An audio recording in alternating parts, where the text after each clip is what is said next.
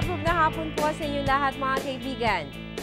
Ako si Elaine Fuentes at inaanyayahan ko po kayong samahan niyo kaming muli at tulungan kayo. Sama-sama nating tuklasin ang mga pamamaraan tungo sa mga palatuntunan, proyekto o programa ng gobyerno, maging ng mga pribadong ahensya at organisasyon na sadyang ginawa po naman para sa ating kapakinabangan.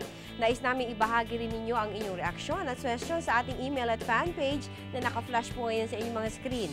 Makilog na kaibigan dahil ito'y programang para sa inyo.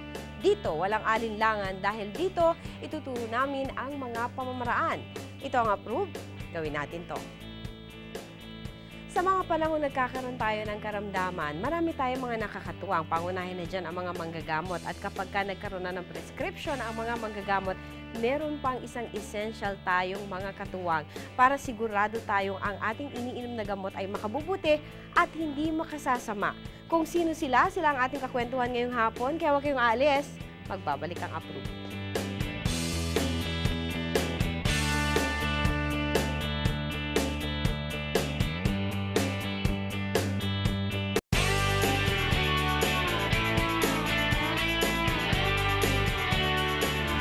Philippine Pharmacists Association ay kinikilala ng Professional Regulation Commission o ng PRC na isang national organization ng mga Filipino pharmacists na lumawak sa 82 cities at provincial chapters nationwide.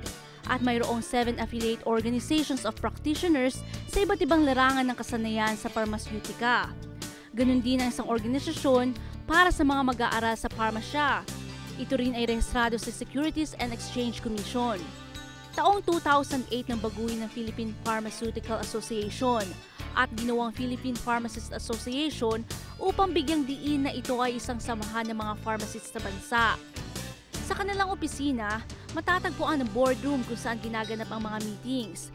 Nariyan din ang kanilang library, function room para sa mga isinasagawang seminars, lobby at room para sa mga affiliated organizations at mayroon rin transient room para sa mga pharmacists na gustong magstay at malaman ang development ng kanilang registration.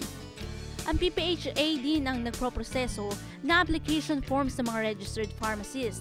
Sa ngayon, ang PPHA ay tumutulong sa pag-promote ng medication safety sa pamamagitan ng iba't ibang mga programa at upang ma-enhance ang kanilang professional competency kasama ang mga members nito. Layunin nila na tiyakin ang epektibo at tamang paggamit ng pharmaceutical drugs para sa medical diagnosis, treatment, prevention sa isang sakit at ang kaligtasan ng pasyente. Kabilang na dito ang healthcare, clinical services, research at pagbigay ng tamang impormasyon tungkol sa mga gamot. Kamakailan ay nagsagawa sila ng ilang mga programa at aktibidad na nagbabahagi ng kaalaman sa ating mga mamamayan. Nakatanggap din sila ng mga awards na kumikilala sa kanilang kakayahan at kasanayan. Ako si Jinky Perlustica at APRUB sa amin ang organisasyong ito. And thank you very much, Jinky Perlustica. Ang ating pong kakwentuhan ngayon sa ating munting tahanan ay ang Philippine Pharmacists Association. Sa katauhan ni Ms. Leonila Ocampo, ang presidente nila. Magandang hapon sa iyo, ma'am. Yes, ma'am. Kanina sa intro natin, ang sinabi ko, after the doctor, no, ano ba, may karamdaman tayo o kaya meron tayong health issues. After the doctor, meron pang iba tayong mga kaakbay sa healthcare, no? Isa ang mga pharmacists natin, although madalas sila overshadowed by the other medical practitioners, hindi sila pwedeng tanggalan ng mahalagang papel. Now, in a nutshell, ma'am, would you describe to me what are the primary responsibilities of a licensed pharmacist? Okay. Tama ka, Miss Elaine. No? There is a lot of misconception on the role of the pharmacist in healthcare delivery. Pero ang dapat kasi malaman ng publiko, pagkatapos ikaw masuri ng isang doktor and a decision to give medicines to you is in, okay? The next health professional that should come in is the pharmacist. Kasi siya po yung talagang tutulong sa pasyente para yung optimum outcome ng medication na iniinom niya mangyayari. Yes, and then the goal of therapy that is in the mind of the doctor for his patient will happen. Okay. So yun, importante. Kasi ang gamot, hindi siya ordinaryong produkto. Sa amin nga, no, ako, I always keep on repeating, telling this to our pharmacists, always think that medicines are no ordinary products. Right. And also to the consuming patients and public. Kasi po, hindi lang siya nakakagaling, pwede din siya nakakamatay pag hindi siya nagamit ng tama. Ng maayos, okay. Kasi tayo pa namang mga Pilipinong hilig-hilig natin nangunguna, no? Halimbawa, may pinrescribe yung doktor, gagawa ng sariling modification. Yes. Pagka hiningi natin o pinakita natin sa pharmacist, pag bumibili na tayo sa mga butika, at nakita nila na minodify mo, they would know if it will be good for you or bad for you, correct, ma'am? Yes. Okay. Dapat, no, sa isang pasyente or isang gumagamit ng gamot, huwag siyang mag-decide na i-change kung ano yung direction or instruction na binigay ni doktor. Right. Kasi ang paggamit ng gamot, meron tayong tinatawag, no, para magbigay siya ng effect doon sa gumagamit.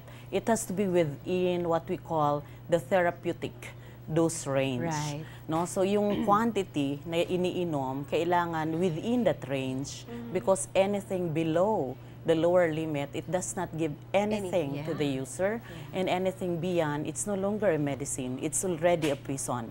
Laso na yun. Correct. So, papaano ka makakakuha ng benepisyo kung hindi mo siya gamitin ng tama? Ito sa quantity pa lang. Sometimes we have also medicines na ang tawag namin are modified release preparations. Ang pasyente minsan binibigyan ng 5 milligrams for example ng doktor. Magtatanong sa butika at alam nilang may 10 milligram preparation available. Ngayon bibili nung 10 kasi kung hahatiin mas mura kaysa bibili ng 5. Unfortunately, yung gamot na yun is a modified release which you cannot cut and you cannot crush. May certain formulation siya na design siya to be taken as a whole. Yes. Kaya ang nangyayari, they're exposing themselves to dose overload. Now ngayon, kung lalampas doon sa maximum limit na sinasabi ko kanina, the probability is instead na beneficial effect ang makuha niya at gagaling siya, lalala pa yung condition niya. Okay. Two things, ma'am, no? Kasi halimbawa, sinasabi mo na particular dose for a particular person. Hindi kasi natin alam, itinitake into consideration yung age, yung height mo, yung weight mo, yung diet mo, at saka yung other medical conditions mo before a certain medicine is prescribed to you. Now, that's one thing. Yung sinasabi naman ni ma'am na toxicity, vitamin A is very good for us, but overdose, it is toxic. Yes. So, yun yung ganun kasimple siya in layman's language, pero ganun ka-importante ang papel. That's right. Na ginagawa That's natin. Okay, this one I have to ask, no, in behalf of our viewers, kasi matagal na itong pinag-uusapan, tsaka lokohan sa eskwelahan. Pag hindi maganda ang sulat mo, sulat doktor ka raw. Pero ang mga pharmacists, naiintindihan nila yung prescription. Sulat ng doktor. How is this, ma'am? Yeah, because there's one subject. It's a major subject in the curriculum pharmacy, prescription reading and dispensing. Okay. So in short, the pharmacist is trained to read the writings, the prescription of the doctor. Right. And then one guide of the pharmacist is because we're familiar with the different medicines, we look at the first and the last letter and then connect it to how the condition of the patient is. That's why we could analyze and interpret what is written. Now, ang importante, kasi ngayon sa merkado, ang dami nating tinatawag na salads in the medicines salads or cocktails. Oo, meron yung salads kasi sa pharmacy, Miss Elaine, no, is referring to sound-alike, look-alike drugs. So if it's not interpreted right, we might end up giving the wrong drug. Now, I'll give a specific example. There is this drug, diamicrone, which is for diabetes.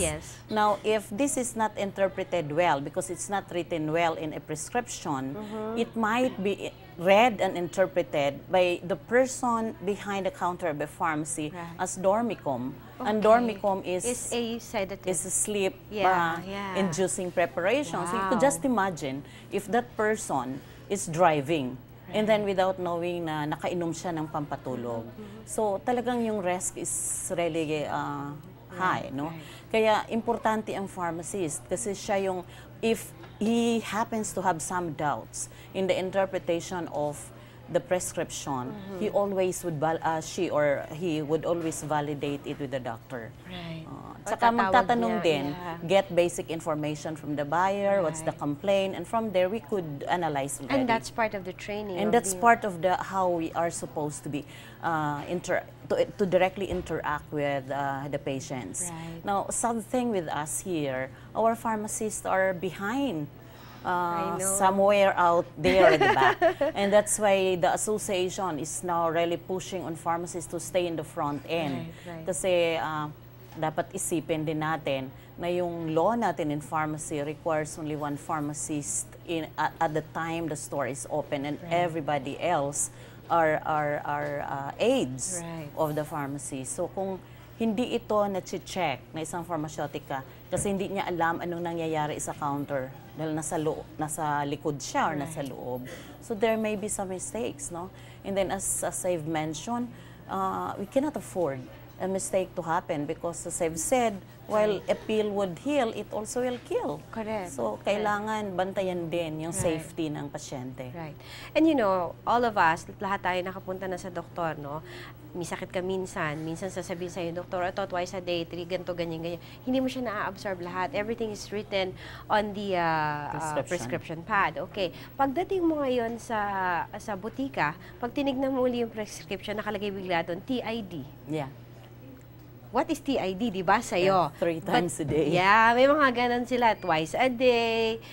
Tawag dito, yung cycle, halimbawa, for example, antibiotics, may 3 days, may 7 days, may 10 days. Hindi natin naiintindihan yun, but if we ask the pharmacist, they would be able to explain to us. Okay. Now, going back to what you mentioned, the law, na sinasabi na kinakailangan sa isang pharmacy, merong naka-duty always na isang licensed pharmacist to take charge of everything, no? Kasi napakaraming gamot. And as we speak right now, meron ng bagong pinoproduce na naman for something. Again, so nakakalito siya talaga. Now, when we come back, mga kaibigan, pag-uusapan natin kung ano ang layunin ng Philippine Pharmacists Association at kung ano naman ang bearing nito sa healthcare ng ating buong bansa. Magbabalik po kami.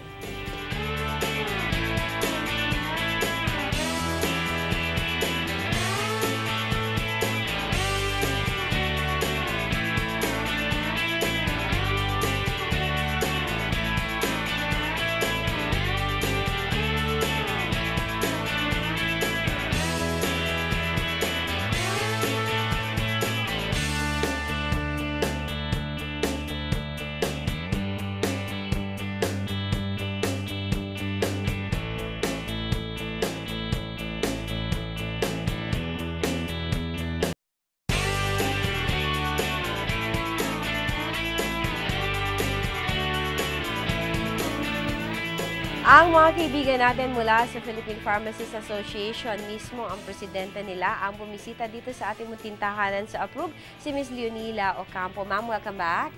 Thank you, Ms. Elaine. Sabi ko rin kanina sa intro, ang mga pharmacists, hindi lang sila behind the counter, kundi behind the scenes din sila. Bihira silang mabanggit kapag ang pinag-uusapan ay medical field, no? Makikita mo agad may PT dyan, dentist dyan, ang tawag dito, nurse. Oo, mga nurses, kahit nga orderly, napapansin. Pero ang pharmacist, bihirang mapansin. But now that we've enumerated some of the essential roles that the pharmacists play in healthcare, we have now the Philippine Pharmacists Association. What are the goals, the mission, and the vision of this organization? Okay. Now, yung Philippine Pharmacists Association, Ms. Elaine, as an association of registered and licensed pharmacists, has for its vision for the Filipino to see one day a Filipino pharmacist considered to be an indispensable provider of medication expertise. Now, when we say indispensable, meaning for every use of drug, dapat there is the assistance of the pharmacist that would happen. And then medication expert, because no one among the health professionals has the training as the pharmacist has in terms of the different characteristics, the nature of this product that we call medicine or drug. No, so sinabi ko na nga kanina, ang drug, ang medisina is hindi siya ordinaryong produkto. Kung nakakagaling, nakakamatay din siya. And sa mahal ng medisina ngayon, kailangan kung sino man ang gagamit, mag-guide siya how to use it properly. So optimum benefit would be experienced by the user. Now, it may be sad, but it's a reality that in fact today, no, based on studies, a gap between the clinically tested effect of the drug versus the actual effect that the patient is experiencing is existing. And the reason why this is happening is because of no information and sometimes misinformation or lack of information given to the user. And this is the role of the pharmacist. Sila yung magbi-bridge ng Yes. While it may be sad, but I have to be very honest accepting the fact that in the Philippines, medyo hindi nabigyan ng magandang recognition ang role ng isang pharmaceutica. But if you go to advanced countries, they play a very significant role. A patient given a prescription, buying the medicine, if not counseled by the pharmacist, has to sign a waiver kung ayaw niyang magpa-counsel. Reason is because when something happens to the patient, responsibility ni pharmacist yun. Now, kaya yung Philippine Pharmacists Association is trying to now strategize on how we can improve the pharmacy services in the country. Now we identified for our purpose to advance the pharmacy profession, ensuring its integrity and relevance. And the relevance that I'm talking is pharmacists to be assisting whoever would be using medicines, be able to give them the right information so that the patient could use it rightly and get the optimum benefit. I would have to agree with you, ma'am, kasi in other countries na pagka sinabing pharmacist, mataas ang tingin. Pagdating dito sa atin, parang several levels higher lang ng clerk.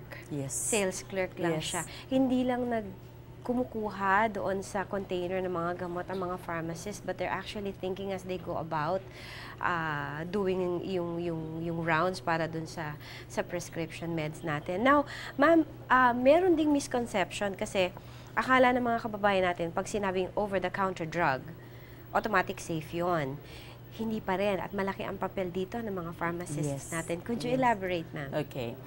First thing I would like to tackle on the first issue that you were saying, Ms. Elaine. No? Yes, there is a misconception on the role of the pharmacist, maybe because of the way we experience services of a pharmacy or a drugstore that we have in the Philippines. Now, the public does not know na yung tao behind the counter are not all pharmacists. But they are supposed to be just plain sales clerks there. There is not even that I would consider a pharmacy assistant. Why? Wala tayong structured training for pharmacy assistant. And we're looking forward to of this to happen when the bill of pharmacy to replace the current law would be passed. No? So, that's one reason. Kung ano yung ginagawa ng mga staff in the counter reflects how the pharmacist is being perceived or viewed by the public. That's why sinasabi namin sa mga pharmaceutica, that's your responsibility to really make these people act to be like your extension. And if you don't want to be perceived just a plain sales clerk. So sad man siya, pero yun yung reality. Bakit? Go to even major chain stores. What happens? Darating yung pasyente or yung customer, bibili ng gamot, bibigay nila ang presyo, kunin yung bayad, and that's it. And that's not pharmacy services. Pharmacy services is supposed to be giving the medicines with the right information that will go with it. No, kaya lang, hindi po siya nangyayari. Bakit ang dami nating operators sa Pilipinas after the amendment of the pharmacy law na hindi pharmaceutica. So nagka-class ang no? OTC, yung gusto nating ilabas dyan plus what is actually happening, two different things. Kaya on OTC, the more that you need a pharmacist. Because as I've said, there's no drug that is totally safe. None. Kasi when you say 100% safe, you're talking as if there's no drug at all being used. Lang. That's right. So, the more, dahil hindi ka na-diagnose ng doctor, hindi ka na-check ng doctor, the more that you'll have to ask someone who knows about the product, and this is the pharmacist, para mag-guide ka ng tama. I'll give again another example. we said paracetamol is safe. But nobody says that continuous use of this for 10 days may damage your liver. Right. And therefore, if one is having fever, and the fever is because of some other cause. Right. That Because is not it's just symptoms. Yes, Yeah. not just an ordinary rise of a temperature that could be treated by any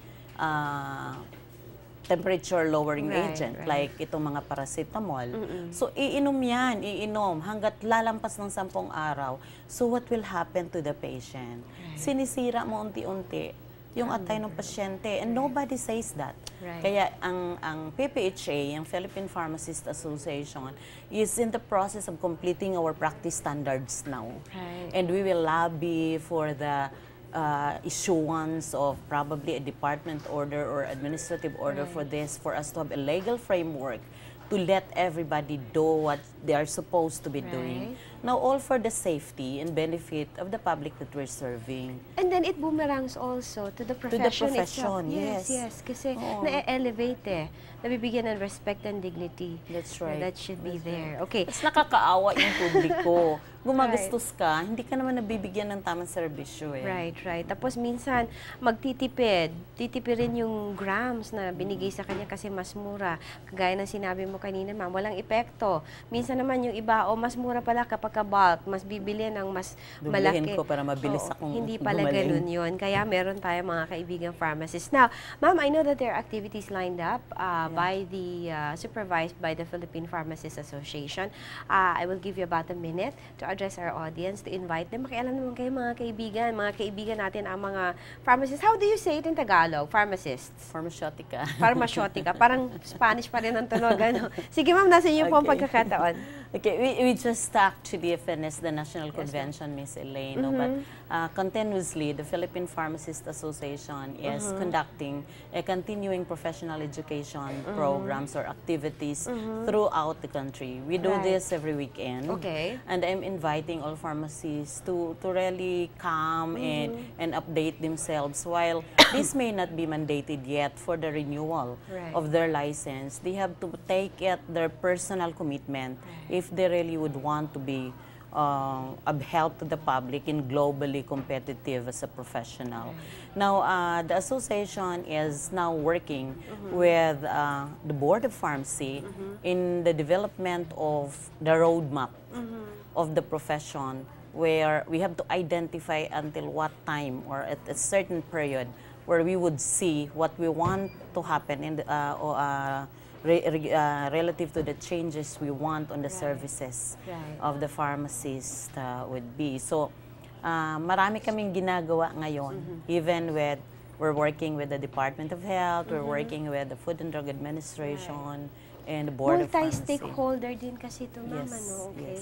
And we have a lot of pharmacists from different areas of practice, kaya may 10 po kaming affiliate associations. Wow, that is so good to know. And I suppose marami nang magiging interesante at interesado dito sa ating topic for today at sa ating organization and feature right now. So mga kaibigan, huwag kayong mag-alala. Get ready with your pen and paper kasi ipa-flash po natin sa inyong mga screen ang contact details ng Philippine Pharmacists Association. Meanwhile, ma'am, maraming salamat po, and we hope to be a part of your activities in the future, especially yung pagpasa ng bagong batas natin. Oh, I also would like to thank you, Miss Elaine, and Net25, for giving PPHA the opportunity to share to the public what they need to know of the role of the pharmacist as the health professional who's supposed to be helping them in the medications that they're taking. So thank you very much. Kasi thank you very much. Ito din yung gusto namin gawin na ma-disseminate natin sa publiko na there is this person who could help them get the May optimum. papel yan. Hindi lang para magbigay ng gamot at tumanggap ng bayad nyo. Then safety and efficacy is the name of the game when you're using medicines. Yes, ma'am. And that's what APRUB is all about. Serbisyo po ng mga organisasyon at ng mga ahensya ng pamahalaan para sa inyong ating po nakasama ang presidente mismo ng Philippine Pharmacists Association, si Ms. Leonila M. Ocampo. Magbabalik pa rin ang APRUB.